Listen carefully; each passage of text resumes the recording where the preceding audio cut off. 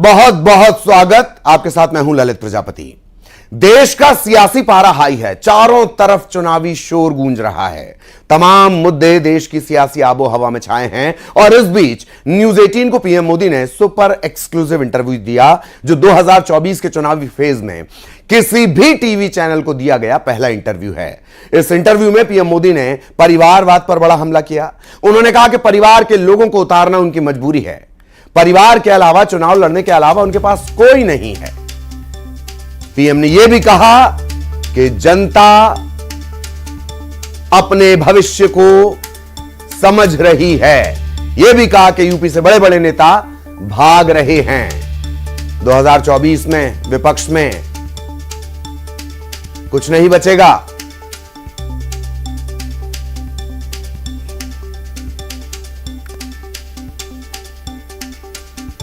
मोदी जी, थोड़ी सी बात उत्तर प्रदेश की करते हैं। सबसे बड़ा प्रदेश है, 80 सीटें वहाँ से आ रही हैं।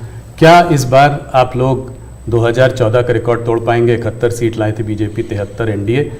इस बार अगर देखें तो अखिलेश और राहुल साथ में चुनाव लड़ रहे हैं और दमखम के साथ जो है पूरे परिवार को उन्होंने वहाँ से उतारा है। खुद कन्नौज से लड़ रहे हैं अखिलेश जी, डिम्पल मैनपुरी से लड़ रही हैं, फिरोजाबाद, आजमगढ़, तमाम जगह से उनके परिवार के लोग लड़ रहे हैं। हो सकता है कि कहते हैं कि गांधी लोग भी शायद वापस अमेठी और रायबरेली से लड़े। तो उसमें आप इस चुनाव को कैसे देखते हैं? राहुल जी, आप जितने गर्व से सब उतरे हैं, सब उतरे से 4 बार बोल रहे हैं। नहीं, गर्व से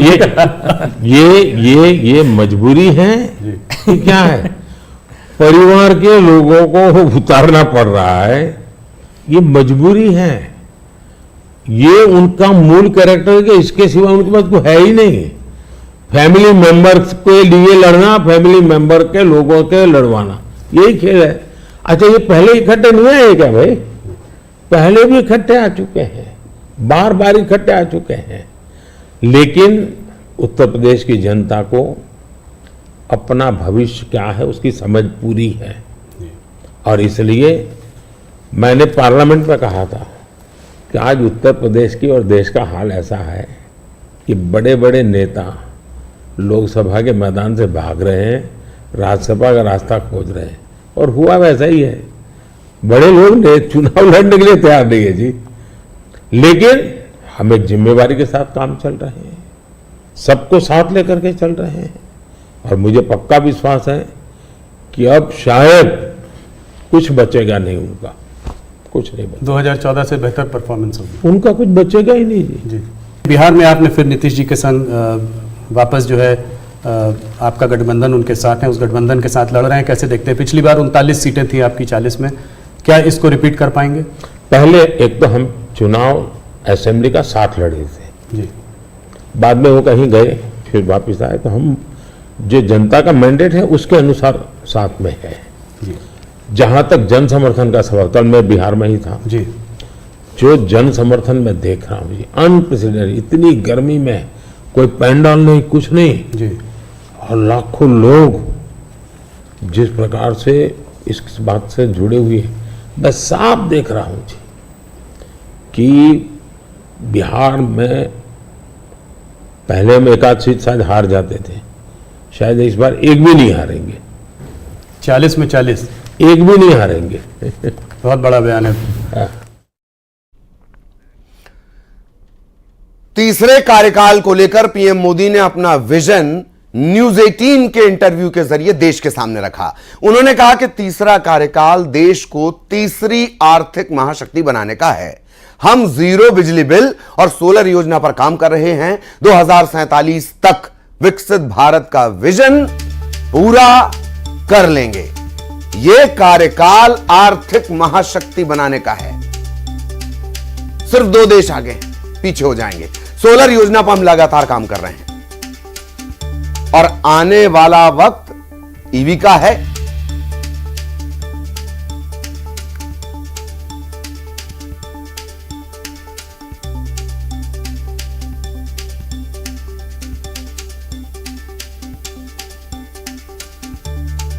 मोदी जी, अगर एक सवाल मैं ये समझना चाहूं कि ये जो तीसरा टर्म होगा आपका, वो पहले दूसरे से अलग कैसे होगा? पहला कार्यकाल मेरा कैसा गया, तो बस सामान्य मानवीय की जो जरूरतें थी उनको मैं एड्रेस करना चाहता था। मैंने उस दिशा में काम किया और उस समय देश के अंदर एक निराशा का वातावरण था, सरकार के प्रति नफरत का वातावरण। भाई सरकार यानी निकम्मी, मुझे विश्वास भर रहा था, मैंने उस पर काम किया, मजबूती लाया।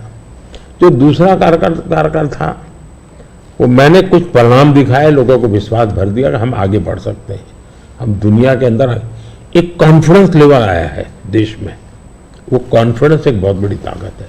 अब आगे जो मेरा कार्यकाल है, मुझे ये जो हताशा में से विश्वास में परिवर्तित हुआ, आकांक्षा में परिवर्तन हुआ, जो एस्पिरेशंस के अंदर परिवर्तित हुआ, अब मुझे देश को तीसरी आर्थिक महाशक्ति बनाना है। लेकिन ये जब मैं 11 से 5 पे लाया, उसी की कंटिन्यूटी है जी। ये मैं 5 वर्ष निकम्मा और 3 वाला अच्छा, ऐसा नहीं हो सकता जी। तो पहले मनमोहन सिंह के समय पर 11 तक थे, हम जोर लगा करके 5 पर ले आए, अब जोर लगा करके 3 पर ले जाएंगे। तो हम हर चीज में कंटिन्यूटी करना चाहते हैं।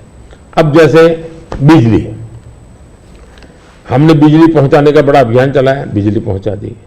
अब मेरा लक्ष्य है पीएम सूर्यघर योजना और 0 बिजली बिल, और मैं हर घर पर सोलार सिस्टम लगे, और मैं सिर्फ बिजली का बिल 0 चाहता हूं, इतना नहीं, मैं 3 चीजें चाहता हूं। एक, हर परिवार का बिजली का बिल 0 हो। दूसरा, अतिरिक्त बिजली जो हो वो बेचे, कमाई करे। तीसरा, जमाना इलेक्ट्रिक व्हीकल का आएगा। मुझे आत्मनिर्भर होना है एनर्जी के सेक्टर में, और इसलिए मैं चाहूंगा जिसके पास भी स्कूटी हो, मोटर हो, जो भी हो, उसका चार्जिंग अपने घर में ही हो जाए और सोलार से हो जाए। मतलब आज उसका जो ट्रांसपोर्टेशन का महीने का 1000-2000 रुपया खर्चा आता है, वो भी 0 हो जाए। ये त्रिविध बेनिफिट नागरिक को और देश को, पर्यावरण का बेनिफिट, देश को आज पेट्रोलियम इंपोर्ट करने का जो अरबों अरबों डॉलर जा रहे हैं बाहर, वो बंद हो जाएगा। तो मल्टीपल बेनिफिट वाला योजना।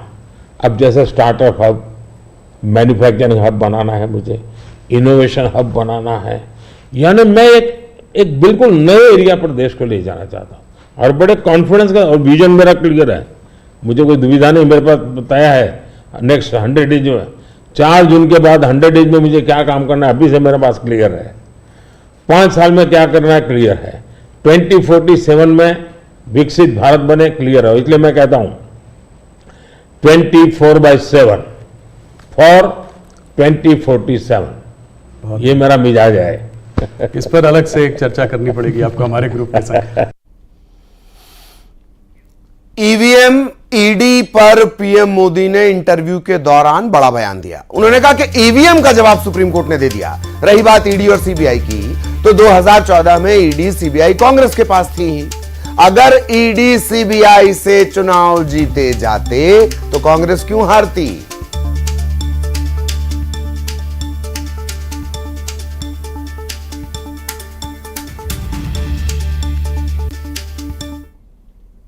ऑपोजिशन की सारी पार्टीज, राहुल गांधी, कांग्रेस, सब ये कहते हैं कि मोदी जी ये जो है मैच फिक्सिंग कर रहे हैं इस चुनाव पर। उन्होंने कहा है कि ईडी, सीबीआई और ईवीएम के बिना आप चुनाव नहीं जीत सकते। क्या कहेंगे आप? ईवीएम का जवाब तो देश की सुप्रीम कोर्ट ने दे दिया है, और 2014 में इनके पास ईडी थी, इनके पास सीबीआई थी, तो हार क्यों गए भाई? मेरे होम मिनिस्टर तक को जेल में डाल दिया था, तो हार क्यों गए वो? अगर ईडी सीबीआई से चुनाव जीते जाते तो ईडी सीबीआई का काम तो इतने सालों तक कांग्रेस ने किया है, वो जीत जाते हैं जी। और इतना बड़ा देश, एक म्युनिसिपैलिटी का चुनाव फिक्स नहीं कर सकते भाई, जरा करके देखो, ये संभव होता है क्या फिक्सिंग? क्या दुनिया को मूर्ख बना। लेकिन दुख इस बात का है कि ऐसी बातें करने वालों को आप मीडिया के लोग उनको पूछने के बजाय हमको पूछते हो। मोदी जी थोड़ा सा, लेकिन इसमें एक बात चौकस है जी, मैं मानता हूं पिछले कई दिनों से इंडिया अलायंस के लोग इतने निराश हो चुके हैं कि अभी उनको बहाने ढूंढना बहुत जरूरी बन गया है, क्योंकि पराजय के बाद भी लोगों के सामने जाने के लिए उनको इसलिए मैं समझता हूं शायद वो अभी से ये सारे तर्क ढूंढ रहे हैं कि पराजय के तर्क क्या होंगे। शायद उसी की उनकी इंटरनल एक्सरसाइज है ये, कि आज उत्तर प्रदेश की और देश का हाल ऐसा है कि बड़े बड़े नेता लोकसभा के मैदान से भाग रहे हैं, राज्यसभा का रास्ता खोज रहे हैं, और हुआ वैसा ही है। बड़े लोग ने चुनाव लड़ने के लिए तैयार नहीं है जी, लेकिन हम एक जिम्मेवारी के साथ काम चल रहे हैं, सबको साथ लेकर के चल रहे हैं, और मुझे पक्का विश्वास है कि अब शायद कुछ बचेगा नहीं उनका, कुछ नहीं बचेगा। 2014 से बेहतर परफॉर्मेंस होगी, उनका कुछ बचेगा ही नहीं जी। जी, एक सवाल और, आप इसका पार्ट जवाब दे चुके हैं इसलिए मैं उसको संक्षेप में पूछूंगा। ऑपोजिशन कांग्रेस सब आपके पीछे कहता है कि सरकार जो है ईडी, सीबीआई, इंटेलिजेंस एजेंसीज का इस्तेमाल कर रही है। आपने कहा है कि ईडी इंडिपेंडेंट है। सिर्फ एक सवाल यह है कि ऐसा देखा गया है कि 25 नेता का एक एनालिसिस एक न्यूज़पेपर ने की थी कि 25 नेता जब ऑपोजिशन पार्टी से बीजेपी की तरफ आ गए तो उसमें से 23 लोगों के ऊपर से जो है इस तरह के केसेस को या तो ठंडे बस्ते में डाल दिया गया या ड्रॉप कर दिया गया। इस बारे में पहली बात है, एक भी केस ड्रॉप नहीं किया गया है। जो अदालत कहेगी वही होगा, हम कोई निर्णय लेंगे, स्वतंत्र है। दूसरी बात है, पॉलिटिकल लीडरशिप के केस कितने हैं भाई? ओनली 3%। 97% अच्छे ब्यूरोक्रेट जेल में है। आखिर के इन संस्थाओं का जन्म क्या हुआ है भाई? अगर इन संस्थाओं का जन्म इसी काम के लिए हो तो काम नहीं करेगी क्या? और अदालत इतनी बड़ी है जी, किसी को जमानत नहीं दे रही है अदालत, तो अदालत देखती होगी ना भाई। और भ्रष्टाचार के मामले में हम कम से कम उसको लाइट न ले जी। सचमुच में देश में चर्चा होनी चाहिए कि पहले एक जमाना ऐसा था आपको आरोप लगता था ना तो भी हिल जाते थे। आज गुनाह सिद्ध हो चुका, सजा हो चुकी, फिर भी आप हाथ ऊंचा कर करके फोटो निकलवा रहे हो। आप भ्रष्टाचार का महिमा मंडन कर रहे हो। इस देश में ये आलोचना का विषय होना चाहिए। भ्रष्टाचार को न्यू नॉर्मल के रूप में ट्रीट नहीं करना चाहिए, वरना इस देश का बहुत नुकसान होगा जी। ये सवाल बीजेपी और अदर्स का माना नहीं है। देश के लिए ठीक नहीं है कि आप इसको न्यू नॉर्मल बना दे। और मैं देख रहा हूं धीरे धीरे ऐसा वातावरण बनाया जा रहा है। हाँ ठीक है यार, वो तो चलता रहता है। यही तो देश, गरीब आदमी मर रहा है जी। हमने कैसे भी करके इससे देश को मुक्त करना चाहिए, रिजॉल्व होना चाहिए कंट्री का, वो नहीं हो रहा है जी। और मैं तो मानता हूं कि भाई देखिए, मैं जो कोशिश कर रहा हूं, एक सिस्टम को पॉलिसी ड्रिवन बनाओ, टेक्नोलॉजी को भरपूर लाओ। आज हमने, पहले प्रधानमंत्री कहते थे 1 रुपया जाता है 15 पैसे पहुंचता है जी। आज मैं कहता हूं 1 रुपया जाता है पूरे 100 पैसे पहुंचते हैं, डायरेक्ट बेनिफिट ट्रांसफर। क्यों? सिस्टम को सुधारो भाई। हमने जेम पोर्टल बनाया, करप्शन को कम करने की दिशा में हमारा बहुत बड़ा कदम है जी। दूसरा, समाज को भी जगाओ, समाज को भी आदत डालो कि भी भ्रष्टाचार बुरा है, किसी भी स्तर पर भ्रष्टाचार से मुक्त रहना चाहिए। और देश में वो वातावरण बन रहा है, पॉलिटिकल लोगों को डर नहीं है। और मैं मानता हूं उसमें कुछ मात्रा में ये जो सिर्फ हमारा विरोध है इसलिए उनका समर्थन कर देना, ये शोभा नहीं देता है भाई।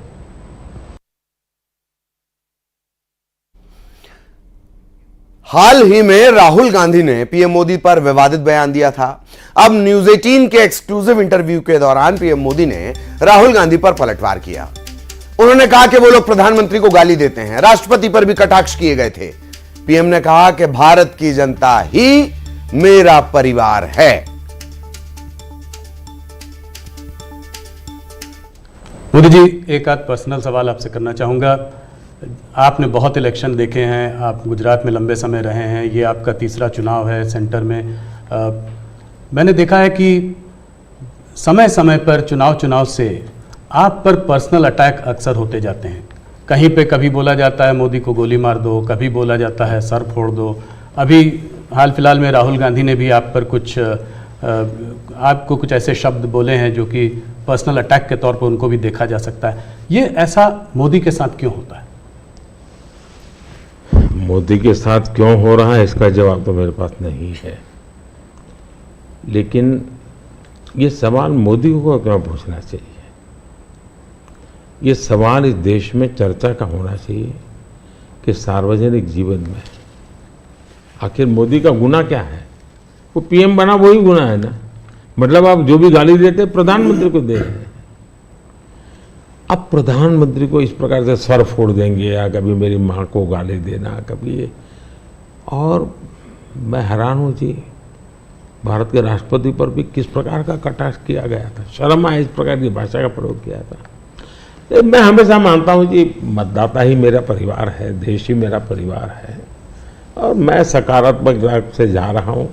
लेकिन जो ऐसा कर रहे हैं उस पर तो मैं आप लोगों पर छोड़ता हूँ, देशवासियों पर छोड़ता हूँ कि इन लोगों की तरफ कैसे देखना चाहिए।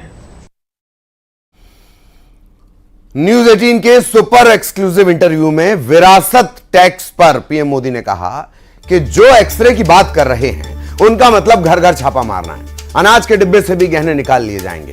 उन्होंने कहा कि इसी तरह के माओवादी विचार से दुनिया बर्बाद है। पीएम मोदी ने कांग्रेस पर सबसे बड़ा प्रहार करते हुए विरासत टैक्स और संपत्ति बंटवारे को अर्बन नक्सल से जोड़ते हुए कहा कि यह पूरी तरह से अर्बन नक्सल का प्रकटीकरण है। मेरी जिम्मेदारी थी देश के लोगों को जगाना। सैम पिट्रोडा जी ने जो है इनहेरिटेंस टैक्स की बात की, जो हम लोगों की जमा पूंजी है, जब हम अपने लोग पूरा बचाते हैं अपने फैमिली के लिए, जब हम उसको अपने आने वाली जनरेशन को देंगे तो उस पर भी टैक्स लगेगा, और ये टैक्स बहुत बड़ा टैक्स हो सकता है। तो क्या आप कहेंगे कि बीजेपी अगर आएगी तो इस टैक्स को कभी नहीं लागू करेगी? भारतीय जनता पार्टी क्या करेगी हमारे मैनिफेस्टो में साफ हमने लिख करके लाए हुए। अब उन्होंने कहीं सदुपा छोड़ दिया तो मैं भी वो झंडा लेके घूमूंगा, ये सवाल आपके मन में कैसे आ जाता है? जी, भारतीय जनता पार्टी की विचारधारा साफ है जी। हम अपनी विचारधारा के आधार पर कार्यक्रमों को लेकर के, मैनिफेस्टो को लेकर के देश के सामने जाते हैं। कृपा करके ऐसे महाशयों के विचारों को हम पे मत थोपिए भाई। मोदी जी, राहुल गांधी ने एक बात और कही है। वो कहते हैं कि जब वो सरकार अगर उनकी आएगी तो वो एक नेशनल एक्सरे कराएंगे। इसी से जुड़ा सवाल है, इसीलिए मैं पूछना चाह रहा हूँ। एक नेशनल एक्सरे कराएंगे, बात सिर्फ कास्ट सेंसस की नहीं है जो कि वो करते आए हैं, उस पर भी मैं आपका मत जानना चाहूंगा, मगर बात वो कहते हैं इससे आगे है। बात कास्ट की नहीं, बात जस्टिस की है। और वो कहते हैं कि हम जो है एक सोशियो इकोनॉमिक सर्वे लाएंगे, एक इंस्टीट्यूशनल सर्वे लाएंगे, और उसमें देखेंगे कि किसके पास किस जाति और किस उस वर्ग के पास क्या है, कितना धन है, कितनी इंस्टीट्यूशंस में भागीदारी है, और उसके बेसिस पर हम इस पूरे सिस्टम को रीडिस्ट्रीब्यूट करेंगे। इसको आप कैसे देखते हैं? सबसे पहले तो इस देश में जो लोग अपने आप को राजनीति के एक्सपर्ट मानते हैं, जो लोग देश के उतार चढ़ाव को बड़ी बारीकी से अध्ययन करते हैं, सबसे पहले उनका दायित्व है कि वो ऐसे लोगों को पूछे कि जिस परिस्थितियों का वर्णन आप कर रहे हो, अगर ये सही है तो 50, 60, 65 साल तो आपने राज किया भाई। ये मुसीबत के जो जन्मदाता आप हो, और आपने अब तक की बर्बादी लाई क्यों? पहले उनका जवाब मांगो भाई। नंबर 1। नंबर 2, एक्सरे का मतलब क्या है जी? मतलब हर परिवार में जाना, घर घर छापा मारना। अगर किसी अनाज के डिब्बे में किसी महिला ने अपने गहने छपा के रखे हैं, उसको भी एक्सरे किया जाएगा, उनके गहने ले लिए जाएंगे, जमीनों का हिसाब किताब किया जाएगा, और फिर उसको रिडिस्ट्रीब्यूट करेंगे। ये दुनिया में एक माओवादी विचार ने सब किया हुआ है। दुनिया बर्बाद हो चुकी है जी। ये पूरी तरह अर्बन नक्सल उस सोच का सीधा सीधा प्रकटीकरण है। और इसलिए मैनिफेस्टो आने के 10 दिन तक बाद भी ये जो जमात आए दिन लिखा पट्टी करती है ना, वो चुप रही, उनके प्रोटेक्शन में चुप रही है। तब मिलके मेरी जिम्मेवारी बन जाती है कि देश को जगाना कि भाई देखिए आपको लूटने की ये तरकीब हो रही है। और दूसरा पार्ट है, डॉक्टर मनमोहन सिंह जी वगैरह उन्होंने हर बार कहा है कि भाई जो भी संपत्ति होगी इस पर पहला अधिकार किसका होगा। तो हिसाब किताब बहुत साफ है, वो क्या करना चाहते हैं।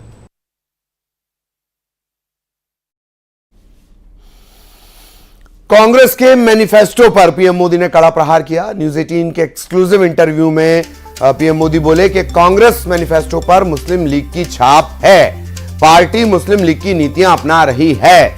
पीएम मोदी ने यह भी कहा कि ओबीसी आरक्षण पर डाका डालने की कोशिश हुई है और SC/ST के आरक्षण पर भी कांग्रेस तलवार लटका रही है।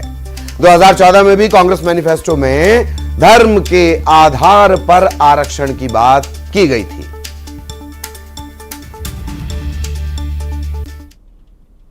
आपने जो है राजस्थान में एक रैली में एक कांग्रेस के मैनिफेस्टो पर एक डायरेक्ट अटैक किया।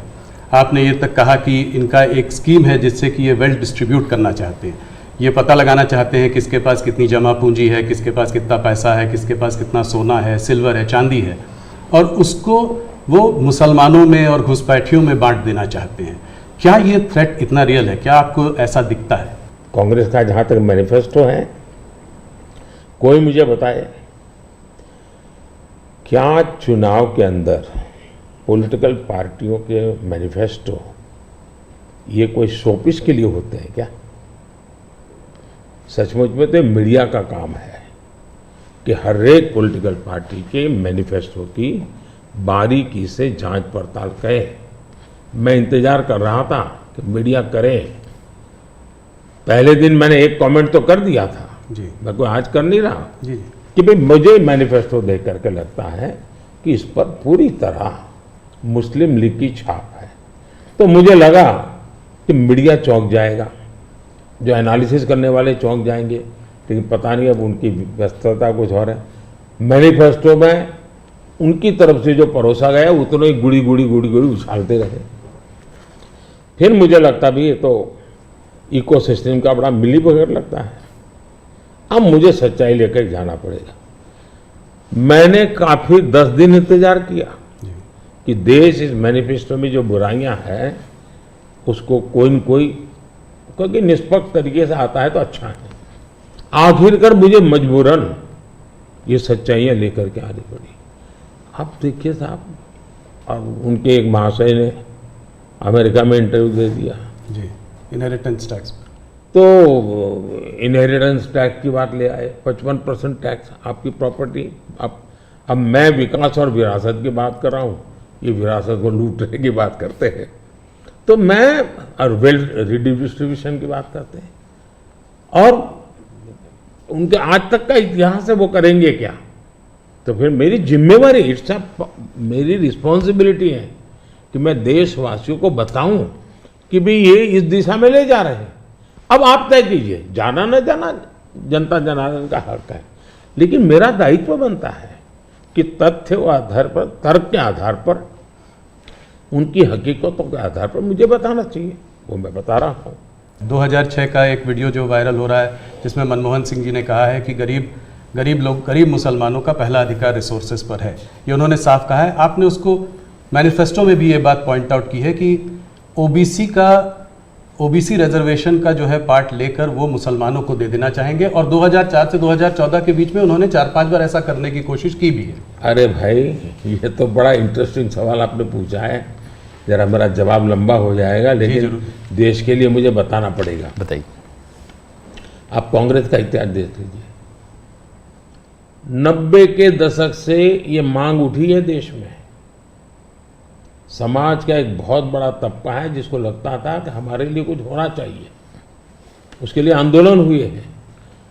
90 से पहले कांग्रेस ने पूरी तरह इस बात को खारिज कर दिया, उसका विरोध किया, उसको दबाने की कोशिश की है। यानी 90 के पहले का उनका दशक है। फिर उनको जितनी भी कमीशन बने, जितनी कमेटियां बनाई, उसके भी रिपोर्ट्स ओबीसी के विचार के पक्ष में आने लगे। अब उनके सिफारिशों को भी वो नकारते रहे, रिजेक्ट करते रहे, दबाते रहे। 90 के दशक में उनको लगा कि भी अब इसको जरा उनकी वोट बैंक की राजनीति के अनुसार उसको टर्न दिया जाए। उन्होंने पहला पाप किया क्या, 90s के दशक में कर्नाटका में उन्होंने धर्म के आधार पर, आपको याद होगा, कर्नाटका में उन्होंने धर्म के आधार पर मुसलमानों को ओबीसी घोषित कर दिया। यानी देश के ओबीसी को नकारना, उस विचार को दबाना, उस विचार को रिजेक्ट करना, लेकिन राजनीति खातर मुसलमानों को ओबीसी घोषित कर देना। केंद्र से कांग्रेस गई, 2004 तक ये प्लान ठप रहा, उनका इरादा पक्का नहीं हुआ। 2004 में वो फिर आए, तो आते ही आंध्र में मुस्लिम को ओबीसी कोटा ये देना तय कर लिया। मामला कोर्ट में जाके उलझ गया। अब ओबीसी के 27% जो आरक्षण में मिला हुआ है, भारत की संसद ने दिया है, संविधान के मूलभूत भावना के प्रकाश में दिया है। 27% शहद लगाने की उन्होंने तैयारी कर दी, डाका डालने की कोशिश की। 2006 में नेशनल डेवलपमेंट काउंसिल की मीटिंग हुई थी, एनडीसी की। मनमोहन जी के बयान पर बहुत बड़ा हंगामा हो गया। 2 साल कांग्रेस पूरी चुप रही। 2009 के घोषणा पत्र में फिर से इसका जिक्र किया। 2011 में कैबिनेट नोट है इसका। 2011 के कैबिनेट नोट में ओबीसी के 27% हिस्सा डाका डाल करके उसमें से मुसलमानों को दे देना उन्होंने तय किया जी। 2012 यूपी चुनाव में भी उन्होंने इसकी एक असफल कोशिश की, फायदा नहीं हुआ। 2012 आंध्र हाईकोर्ट ने इसको रिजेक्ट कर दिया, रद्द कर दिया, कानूनी जजमेंट आ गया। एससी में गए, सुप्रीम कोर्ट में गए, वहां भी उनको कोई रिलीफ नहीं मिला। 2014 के घोषणा पत्र में भी धर्म के आधार पर आरक्षण की बात कही है, जबकि हिंदुस्तान का संविधान जब बना तब तो कोई आरएसएस वाले, बीजेपी वाले संविधान सभा में नहीं थे। बाबा साहब आम्बेडकर जैसे लोग बैठे थे, पंडित नेहरू जैसे बैठे थे, सरदार वल्लभ भाई बैठे थे, देश के कई महापुरुष बैठे थे। उन सब ने लंबे चिंतन के बाद तय किया था कि भारत जैसे देश में धर्म के आधार पर आरक्षण नहीं दिया जा सकता। 2024 के चुनाव में आप देख रहे हैं उनका मैनिफेस्टो, और मैंने कहा इस पर पूरी तरह मुस्लिम लीग की छाप है, यानी मुस्लिम लीगी नीतियां उन्होंने अपनाना शुरू किया। अब ये जो उन्होंने स्थितियां बनाई हैं, मुझे बताइए कि देश के लोगों को ये जिस प्रकार से संविधान की धज्जियां उड़ा रहे हैं, जिस प्रकार से लोग बाबा साहब आम्बेडकर को अपमानित करते हैं, एससी एसटी के आरक्षण पर भी खतरा, तलवार लटका देते हैं, ओबीसी का तो जीना मुश्किल कर देंगे। क्या मुझे देश की जनता को प्रशिक्षित करना चाहिए कि नहीं करना चाहिए? मैं सभी जो भी विद्वान लोग हैं, जो कलम के धनी हैं, जो निष्पक्ष हैं, उनका ये दायित्व बनता है कि ऐसे समय देश को वो एजुकेट करें, सही चीजें बताएं।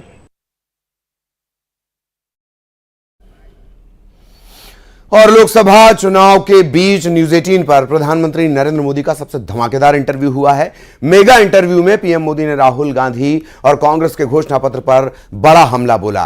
अपने इंटरव्यू में प्रधानमंत्री मोदी ने हर सवाल का बेबाक तरीके से जवाब दिया। पीएम मोदी का पूरा इंटरव्यू देखिए आज रात 9 बजे सिर्फ न्यूज 18 मध्य प्रदेश छत्तीसगढ़ पर।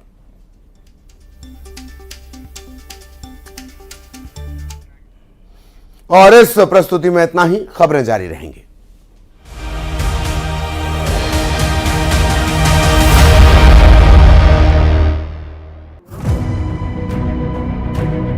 ऑपोजिशन की सारी पार्टीज, राहुल गांधी, कांग्रेस, सब ये कहते हैं कि मोदी जी ये जो है मैच फिक्सिंग कर रहे हैं इस चुनाव पर। उन्होंने कहा है कि ईडी, सीबीआई और ईवीएम के बिना आप चुनाव नहीं जीत सकते। क्या कहेंगे आप?